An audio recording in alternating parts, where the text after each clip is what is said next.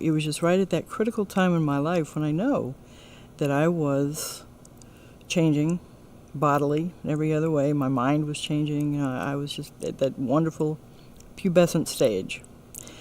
And as I approached that age, I began to realize just how different I was from the other girls. They were sophisticated. They were confident.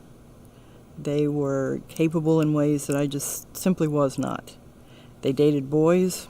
I wanted to date boys.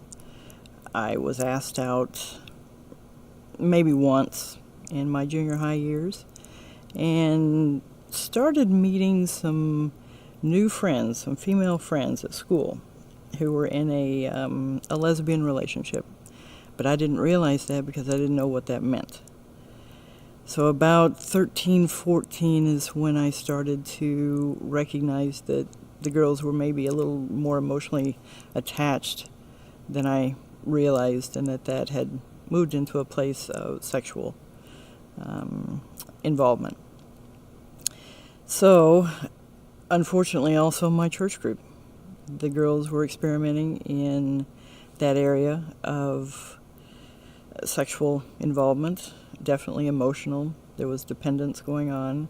And I fell right into that because I just wasn't sure who I was. I think that was the biggest thing. My father was working a lot. My mother, she took care of the house. She was the homemaker, the typical Beaver Cleaver type of family. My brother was about 6 years younger. So he didn't come along until I was almost 6 years old. When he was born, I recognized that my parents had a different attitude toward him. But I wasn't sure what that was all about. When I would say even probably close to the same age, right around 12 years old, I discovered some photos of a baby in a coffin. And I didn't know what that was. So I took them to my mother and asked her about them and found out that was my older brother. He had only survived 5 days. He was not ever even brought home from the hospital. And so I recognized that in my parents' hearts, although I was the oldest living child, I was not the oldest child. And the other one had been a boy. So they were keeping this, not necessarily from me, but they just weren't bringing it up. And so what had happened throughout all that time was I think my parents were trying to cope. My mother was in deep depression for many years that she has only recently started talking about. My father was an ex-POW out of the Korean War, so he had those issues. He had also been adopted, so he was actively pursuing finding his real parents. They had many personal things I knew nothing about. I was just going along with life and pretty much staying isolated and away from them and doing what I wanted to do, without much regard for their feelings, quite frankly. When my brother was born, I think they had had a lot of time to heal. So I think there was an attachment and a detachment a little bit going on with my family that I wasn't aware of until later in life.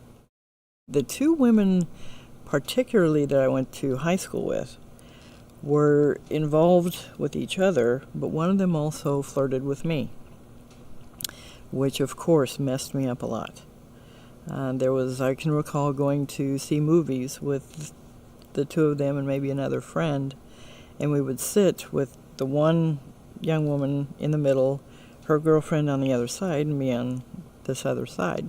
She would hold my hand underneath the seats, the movie seats, and things like that. Just that terrible mixed message, which, yes, definitely, I started to question who I was, my own lesbian identity. What I felt was almost an elation. It was an excitement. There was certainly a physical reaction. Probably not so much sexual, but definitely a physical reaction. I felt the tenderness. I felt the touch of another woman, which was almost more than I could handle. But I also knew maybe deep in my heart that she wasn't really available. So I left that just kind of a little secret between us. But it certainly awakened the desires that shouldn't have been awakened at that time. My feelings for her took a long time to go away. When I got to college, it was the same. I still had all the same confusion. It just intensified. Because here we were in an all-girls dorm. It was a church-related school, so very small. We were in an all-girls dorm, and so you're in close proximity with women, again, some of whom I knew well from the church, some even from high school. And so I already had the feelings that were confused and frustrated and whatever else that I was going through that they really brought out because they were right there. They were just a door away. I was attracted to boys. I didn't know how to make myself attractive to them. I believed that I was being attractive to young men, but somehow they didn't see me that way. So my attraction to boys was very real and yet not received well. When I really recognized that I liked boys so much and I was following that pattern and it wasn't being received well, I think it's when I started to recognize there was something different about me. There was something either wrong with me or there was something that was just either I wouldn't give them what they wanted. Maybe that was sexually. Maybe that was intimately. Maybe that was just my personality. I understood them to some extent, but I didn't know how to relate to them as a young woman.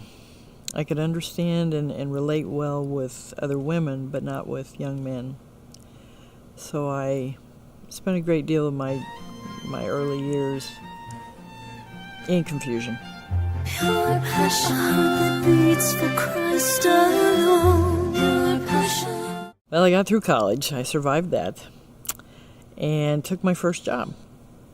And that was, I worked as a house parent in a children's home. I worked in the girls section. They ranged in age, I believe, from 6 to 17. They would come into my room, some of them half-dressed, some of them, frankly, only in their underwear. And they would come in, and we would just sit and talk, and they would eat popcorn or whatever it was we did, play games, I guess. And that was not how I'd grown up.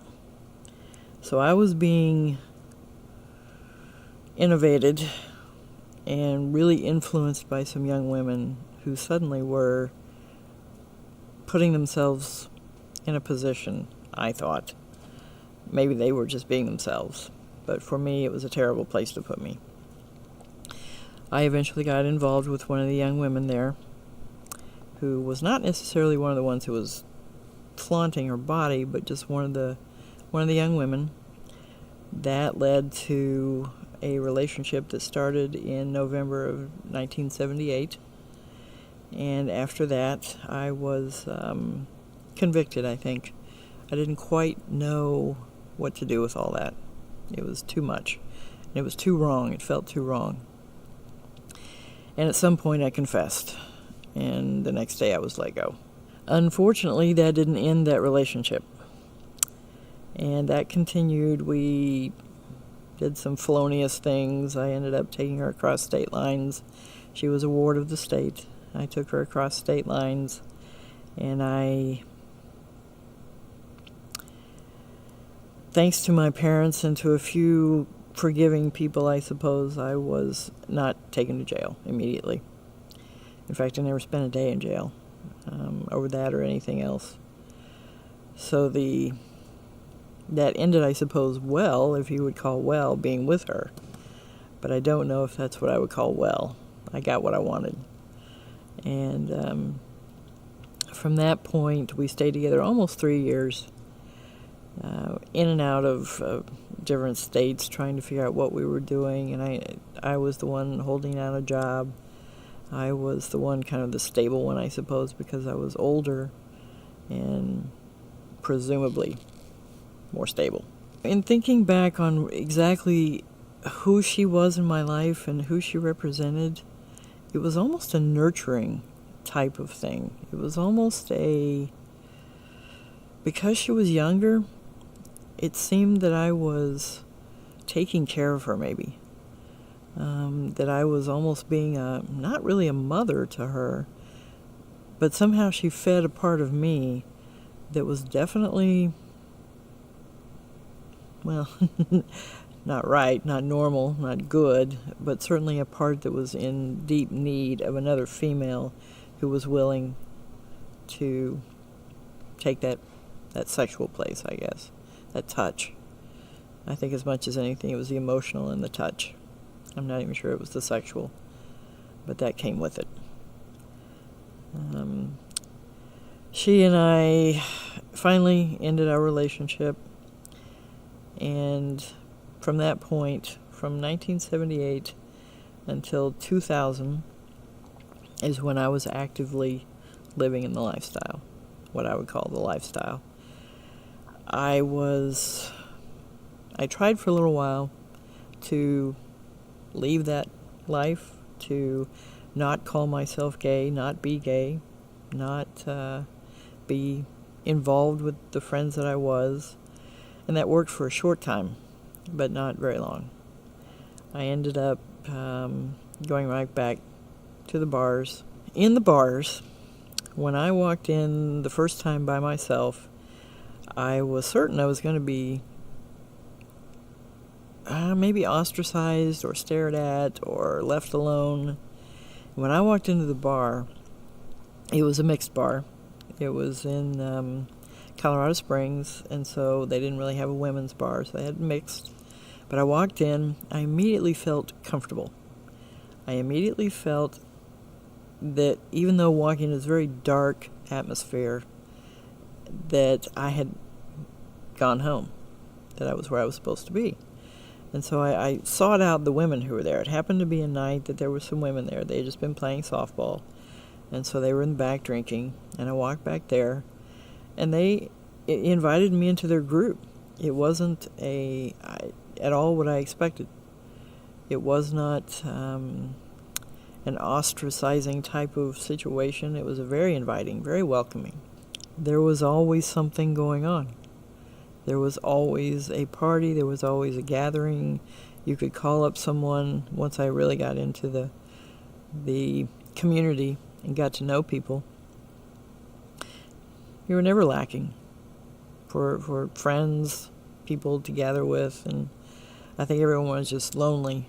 It took a lot of years for me to finally get really fed up.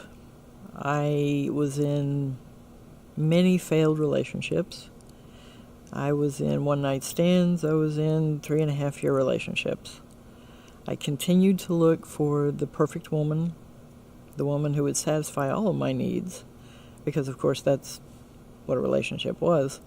I didn't understand that a relationship was supposed to be give and take, and it wasn't supposed to be the same sex. In April of 2000, I reached a point of utter despair. And it got to the point of, okay, if this is the best you have for me, Lord, I'm done. I want to end my life. Something has to change. Something drastic has to happen. I got so desperate that I went to a little group of books that sat on one of my bookshelves, the few remaining surviving Christian books, and I pulled out a little book and I started reading. I went to bed and started reading. And as I read that book, it was a book by Billy Graham, and it was entitled The Secret of Happiness. And scoffingly, I said, you don't know what that can be. How can you possibly know? You haven't lived my life. You've had this perfect, wonderful life. And so I started reading that book, and within minutes, I could not have gotten very far into that book. I knew that the gospel was true. I knew that everything I had staked my life on before that simply was not true. And I was on my knees next to the bed, sobbing, Just telling the Lord, I'm so sorry. I don't even know what I've done. I don't know how to get to you. This relationship seems so far away. And I read some more probably in the book, but I just prayed and talked to him and recognized that my life had changed. Your passion that beats for Christ alone. Your passion. Well, God's answer was to say to me, I love you. And then he said, you don't have to be gay. And I thought, well, that didn't come from me, because I sure didn't agree with that. I sure didn't believe that. And I just stopped in my tracks and I said, okay, what does that mean? And what do I do with that? You're in my life, I know, but everything's coming apart. And he was just so gentle. He was so caring and so kind. He didn't preface it with, oh, you disgusting little creature, I can't believe where you've been and what you've done. What he said was, I love you. And then when he said, you don't have to be gay, I felt like 100 pounds of weight had come off of me. It was the answer I didn't know that I was looking for.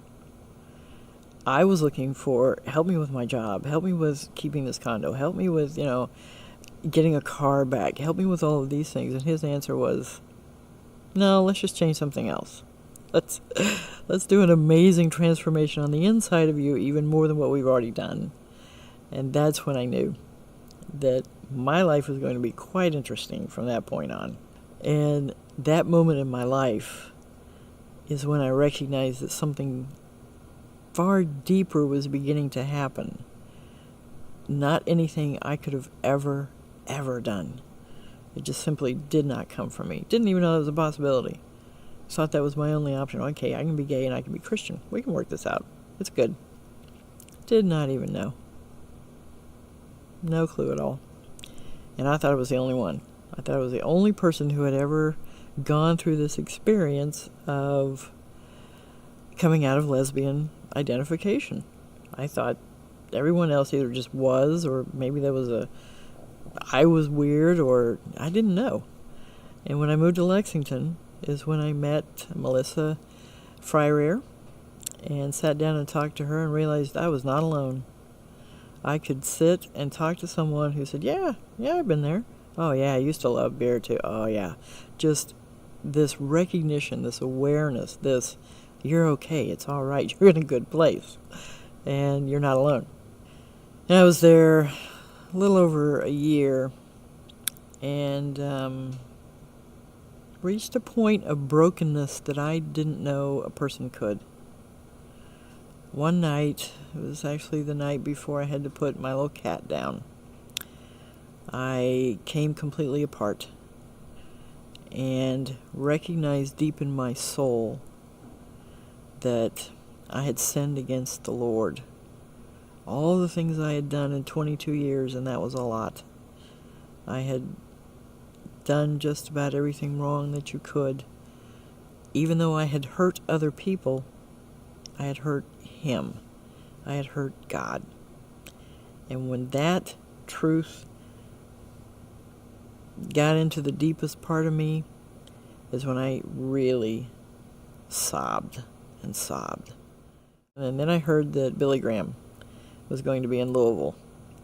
And I was going to move heaven and earth to get to Louisville to see Billy Graham. I didn't care if I had to walk, I was going to. My brother recognized that and gave me a little car that he had at the time that he was getting rid of. And I took that and drove up to Louisville and saw Billy Graham.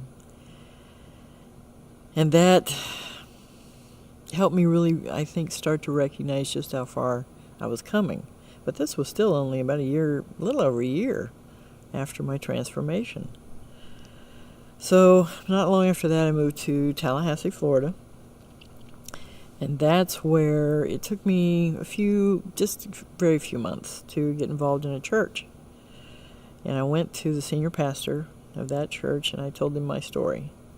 And I told him that whether I liked it or not, I thought I probably was supposed to do ministry in that town related to the sexual and relational issues of men and women. because there was nothing, absolutely nothing in Tallahassee at that time. He caught the vision and recognized that I had a story that sounded sensational and one that he wanted the church to know about. They turned out to be some of the most incredibly giving, caring, non-judging people I've ever met in my life. The ministry I have today is called Bold Appeals Ministry. I do meet with people one-on-one. I meet with anyone who really wants to talk to me. If they want to call me, if they want to email me, I can talk to them. They can come to my office. I have written a book called Hear the Cry, and I subtitled it Celebrate Freedom from Lesbianism, because I do believe there is freedom. It's not immediate, but I do believe there is freedom.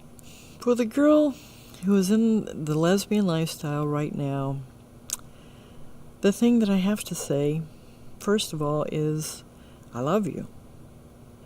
I don't judge you. God doesn't judge you. He wants your heart. He wants to know that you want his heart, that you want that relationship. The woman struggling right now, or even not struggling, in a lesbian lifestyle has to feel some conviction, some right and wrong, especially if relationships are ending, especially if relationships are tough, especially if it just doesn't seem to quite work. That, I would say, is the first thing that I recognize. My hope didn't come from within the lifestyle. My hope came from a source that was far beyond the lifestyle. My source, of course, is Jesus Christ. And absolutely, when they meet Jesus Christ, he meets them right where they are, but he doesn't leave them there. And that was one of the coolest things I learned.